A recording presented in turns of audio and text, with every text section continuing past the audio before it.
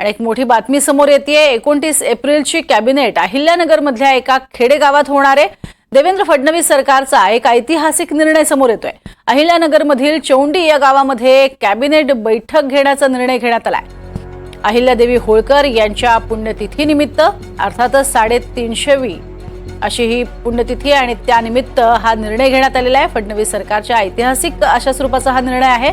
65 वर्षांनंतर पहिल्यांदाच 1500 लोकसंख्येच्या या गावामध्ये कॅबिनेट बैठक होणार आहे। पहिल्यांदाच खेडेगावात राज्य मंत्रिमंडळाची ही बैठक होणार आहे। अहिल्यानगर मधल्या चौंडी गावात मंत्रिमंडळाची बैठक पार पडेल। अधिक माहिती घेऊयात। सागर कुलकर्णी आमचे प्रतिनिधी आपल्या सोबत आहेत। सागर, पुण्यश्लोक अहिल्यादेवी होळकरांचं जन्मस्थान आहे चौंडी आणि तिथे ही खास बैठक होतीये, काय अधिक माहिती? प्रज्ञा, चौंडी याला एक महत्वाचं स्थान आहे आणि अहिल्यादेवी होळकरांचं त्याचं नातंही अतूट आहे।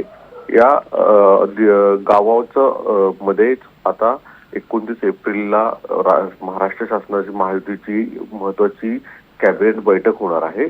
राम शिंदे जे सभापती आहेत त्यांच्या मतदारसंघातला आणि त्यांच्याशी निगडीत असा हा विषय असल्यामुळे त्यांनी बैठकीमध्ये मुख्य सचिवांसोबत जी झाली त्याच्यामध्ये या संदर्भातला निर्णय झालेला आहे।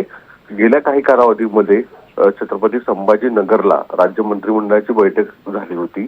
तिथे मराठवाड्याच्या संदर्भात काही महत्वाचे निर्णय झाले होते। आता चौंडी या एक महत्वाच्या स्थानी ते धनगर समाजासाठी एक महत्वाचं स्थान आहे। अहिल्यादेवी होळकरांचं एक महत्वाचं स्थान त्याचं नातं आहे। यामुळे चौंडीमध्ये राज्य मंत्रिमंडळाची बैठक घेत एक प्रत्यक्ष शासनाने अहिल्यादेवींच्या बाबतचं असणारे आपले एक महत्वाचं स्थान किती आहे हे दाखवण्याचा एक प्रयत्न केला गेलेला आहे। तसंच धनगर समुदायाचा सुद्धा शासन सहानुभूतीपूर्वक विचार करत आहे असाही मेसेज या माध्यमातून दिल्याचं दिसून येतं। नक्कीच, तुर्तास धन्यवाद या संपूर्ण माहितीसाठी। अतिशय ऐतिहासिक अशा स्वरूपाचा हा निर्णय म्हणावा लागेल आणि त्यामुळेच कॅबिनेट बैठक अशा ठिकाणी होतीये जिथे पुण्यश्लोक अहिल्यादेवी होळकर यांचा जन्म झाला होता।